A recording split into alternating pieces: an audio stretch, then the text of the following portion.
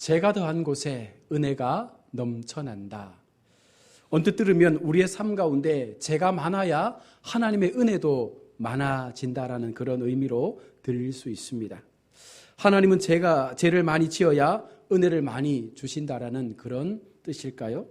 이렇게 우리가 오해할 수도 분명히 있을 것입니다. 그러나 이것은 죄와 은혜가 정비례한다라는 그 관계에 대하여 말씀을 하고 있는 것입니다. 죄가 없으면 사실 은혜도 필요 없는 것이죠. 우리의 인생 가운데 늘 죄가 존재하기 때문에 그 죄를 이길 수 있는 방법이 없기 때문에 우리에게는 여전히 하나님의 은혜가 필요한 것입니다. 우리가 이 말씀을 잘못 이해하면 은혜를 받으려면 범죄의 소굴로 들어가야 합니까? 날마다 죄를 지으며 그렇게 살아야 됩니까? 라는 그런 마음을 가질 수도 있습니다. 범죄가 넘쳐나야 은혜도 많아지는가? 이렇게 오해하고 우리가 범죄하는 자리에 막 들어가서 범죄를 저질러야 되는가? 여러분, 그게 아니죠. 예를 들어 죄를 짓고 교도소에 수감되어 있는 죄수들에게 훨씬 더 큰 은혜가 여러분 주어지겠습니까? 때로 교도소 안에서 복음을 듣고 하나님을 만난 사람들, 그들이 고백하는 것은 내가 이곳에 와 있는 것이 은혜입니다라고 말하는 분들도 분명 있습니다. 그러나 이것이 오늘 본문에서 말씀하고 있는 죄가 넘치기 때문에 은혜가 많다라는 그런 개념에서 이야기하고 있는 것은 아닙니다. 더 큰 죄에 대하여 더 큰 은혜를 주시는 분이다, 그런 하나님이다라고 말하는 것이 아니죠. 오늘 본문의 말씀을 여러분 우리가 어떻게 해석해야 되겠습니까? 물론 이렇게 해서 죄수한 사람이 복음을 듣고 하나님의 은혜 앞에 서서 영광 가운데 하나님의 나라의 종으로 쓰임받는 것은 귀한 일인 것입니다. 그러나 오늘 본문은 그와 같은 해석이 아닙니다. 이 구절의 앞부분을 우리가 보아야 하는데요. 율법이 들어온 것은 범죄를 더하게 하려 함이라. 율법이 들어온 이유에 대하여 말씀합니다. 범죄를 더하게 된 원인이 그러면 어디에 있습니까? 어떤 사람이 하나님께 은혜를 받았다고 범죄의 소굴로 들어간 것이 아닙니다. 지금 우리의 현실은 여러분 그대로입니다. 무엇이 그런데 달라져 있습니까? 우리가 하나님을 믿고 난 이후에 하나님께서 우리 가운데 주신 그 율법을 받고 그 말씀을 통하여 우리를 조명할 수 있는 삶을 우리가 이제는 보게 된 것이죠. 하나님을 알기 전에는 세상의 법 안에서 그냥 나 자신을 위한 삶을 살았다면 이제 하나님을 믿고 난 이후에 내 속에 허락하신 하나님의 그 율법이 나를 조명하여 볼 수 있도록 나를 비춰주고 있다는 사실입니다. 그러고 나니 나의 죄가 이제 보이기 시작하고 있는 것입니다. 내가 율법을 받아들였다라는 말씀이죠. 율법을 받아들였더니 갑자기 내 죄가 보이기 시작한 것입니다. 여러분, 우리의 삶을 보십시오. 하나님을 믿기 전과 믿고 난 이후에 나의 삶 가운데 우리를 가르치는 그 양심과 도덕들이 훨씬 더 달라지지 않습니까? 하나님의 말씀을 듣고 났더니 이제는 좀 더 내가 하나님 앞에 거룩한 삶을 살기 위해서, 내가 하나님 앞에 조금은 더 하나님다운, 하나님의 백성다운 삶을 살기 위해서, 그 거룩을 유지하기 위해서, 정말 구별된 백성으로서의 삶을 살기 위해서 노력하는 그 마음들이 바로 우리 속에 하나님의 율법이 들어와 나로 나의 죄인됨을 깨닫게 하고 그와 같은 죄인된 내가 하나님의 받은 그 은혜 속에서 어떻게 살아야 하는지에 대하여 보여주고 있는 것이죠. 나를 돌아보고 내 죄를 깨닫게 되니 내가 받은 은혜가 더욱 풍성해졌음을 우리 스스로가 보게 된 것입니다. 은혜인 줄 몰랐던 나의 삶들이 이것이 은혜였구나라고 고백하게 되는 것이죠. 우리가 호흡하며 숨 쉬는 것들, 어젯밤 잠들었다 오늘 아침 내가 잠에서 깨어 눈을 뜨고 지금 내가 활동하고 있는 것들, 수많은 자연을 바라보며 옛날에는 그냥 흘려보냈던 그 광경들이 이제는 하나님의 창조물로 아름답게 느껴지고 귀하게 느껴지고 하나님 앞에 소중함으로 느껴지는 그 마음들이 우리 삶 가운데, 나의 마음 가운데 고백되게 된다는 것입니다. 그래서 교회 안에 많은 간증을 통해 듣는 것이 무엇입니까?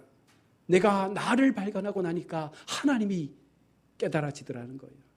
나의 인생 가운데 복음을 듣고 하나님의 말씀 앞에 나를 비춰보고 나니 내가 얼마나 어리석은 사람이었는지, 내가 얼마나 하나님 앞에 우둔한 존재였는지, 내가 얼마나 하나님 앞에 연약한 사람이었는지를 깨닫게 되니 그제서야 하나님 앞에 나를 철저하게 비울 수 있었다라고 말하지 않습니까? 말씀을 통해 그동안 숨겨왔던 나의 실체를 보고 나니 그것이 죄인지에 대하여 깨닫게 된 것입니다. 이 모든 것이 하나님의 은혜였다라고 고백합니다.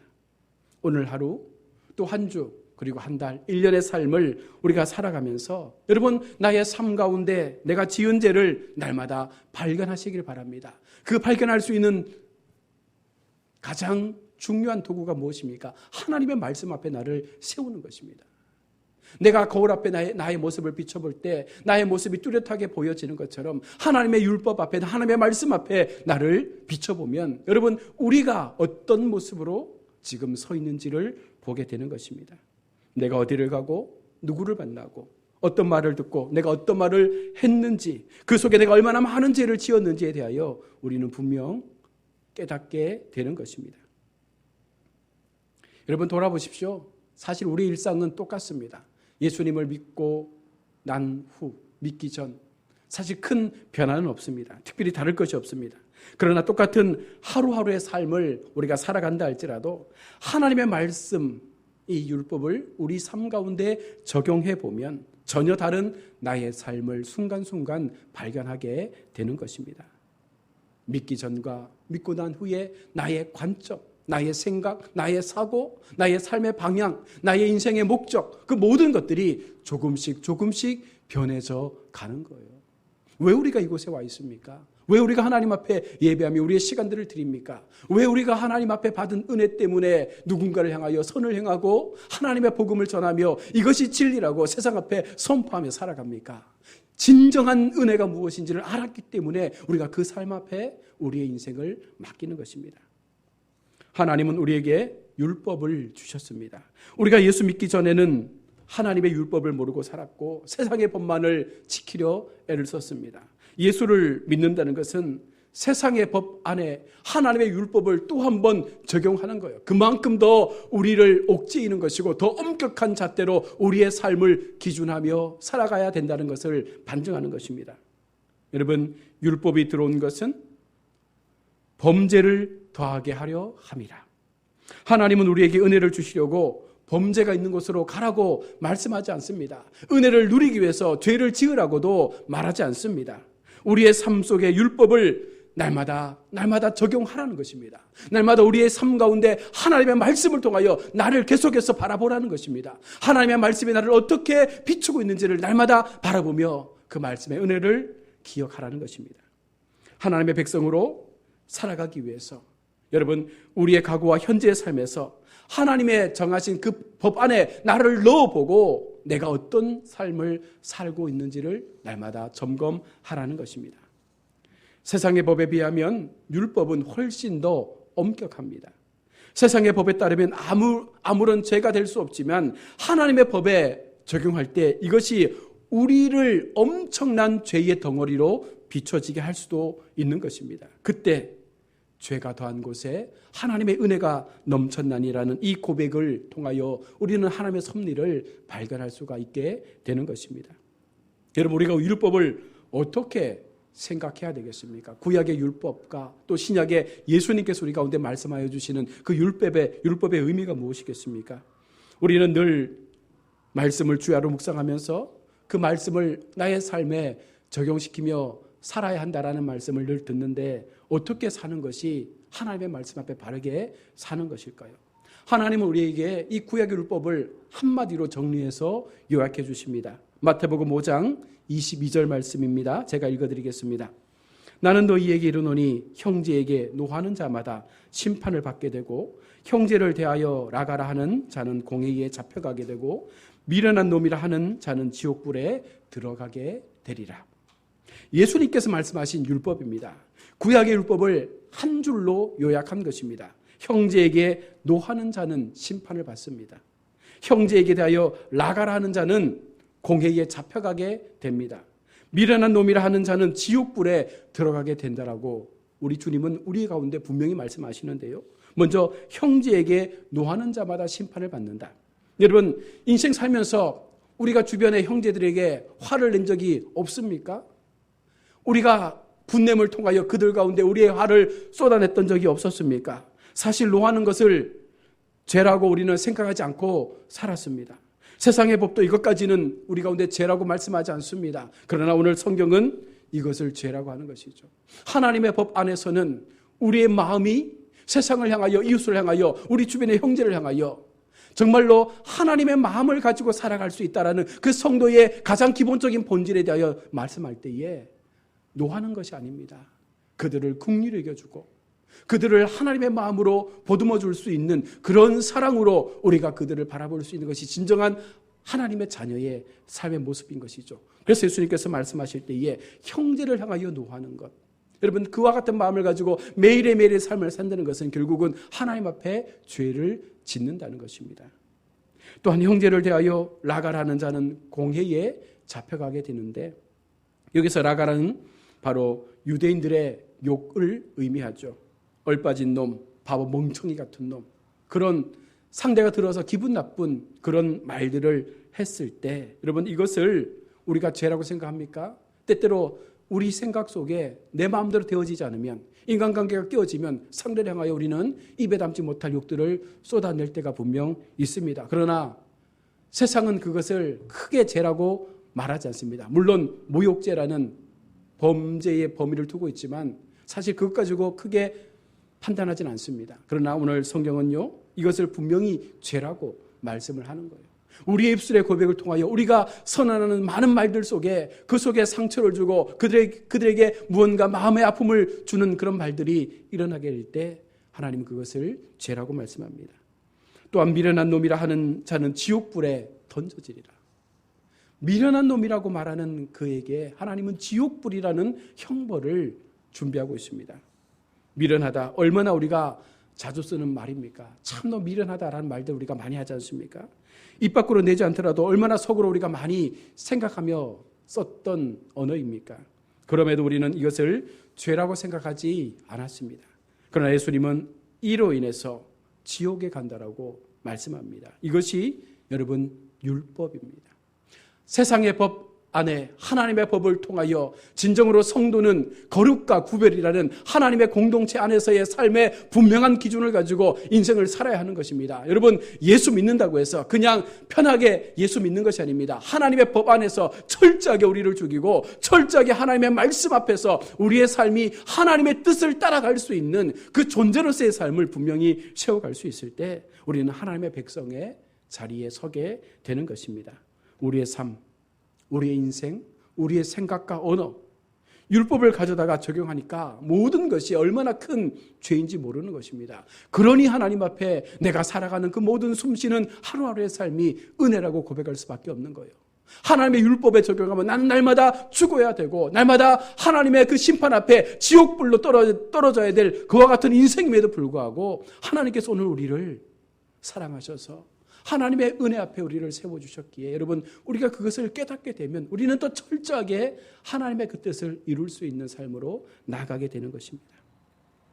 율법이 들어온 것은 범죄를 더하게 하려 함이라. 그러나 죄가 더한 것은 더한 것에 은혜가 더욱 넘쳤나니. 이렇게 율법을 통해 우리 죄를 발견할 수 있을 때 여러분 그 속에 은혜가 생겨나게 되는 것입니다. 가만히 있는다고 해서 그냥 열심히 교회를 출입한다고 해서 열심히 하나님 앞에 나의 삶을 잘 산다고 해서 그 속에 은혜가 임하는 것이 아니라 우리는 날마다 하나님의 말씀 앞에 우리 자신의 삶을 점검하고 돌아보고 비춰볼 수 있어야 하는 것입니다. 우리가 우리의 이러한 죄를 우리 스스로는 해결할 수가 없습니다. 일일이 찾아가서 사과하고 용서받을 수도 사실은 없습니다. 이 죄를 가지고 우리는 결국은 하나님 앞에 설 수밖에 없는 것입니다.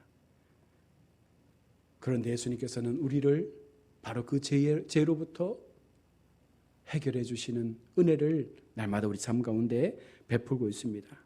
예수님의 그 십자가로 우리를 하나님의 은혜로 살 수 있는 길을 허락하신 것입니다. 이 은혜의 감격이 날마다 우리를 채워갈 때 여러분 우리는 더 하나님의 사랑을 통하여 세상을 향한 하나님의 그 진리를 우리가 어떻게 세워가야 될지에 대하여 고민하며 늘 그 믿음을 지키려고 애를 쓰게 될 것입니다.